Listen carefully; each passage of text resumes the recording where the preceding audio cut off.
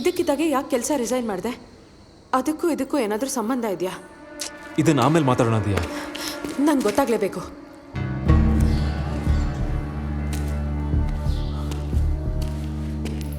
ಹೇಳವಿ. ನಾನು ಈ ಕಂಪ್ನಿಗೆ ಜಾಯ್ನ್ ಆದಾಗ ಇದೊಂದು ಮಾಮೂಲಿ ಕೆಲಸ ಅಂತ ಅಂದ್ಕೊಂಡಿದ್ದೆ. ಎಲ್ಲರೂ ಥರ ಸಕ್ಸಸ್ಫುಲ್ ಆಗಬೇಕು, ದುಡ್ಡು ಮಾಡಬೇಕು, ಖುಷಿಯಾಗಿರಬೇಕು, ಅಷ್ಟೇ ನನ್ನ ತಲೆಯಲ್ಲಿದ್ದಿದ್ದು.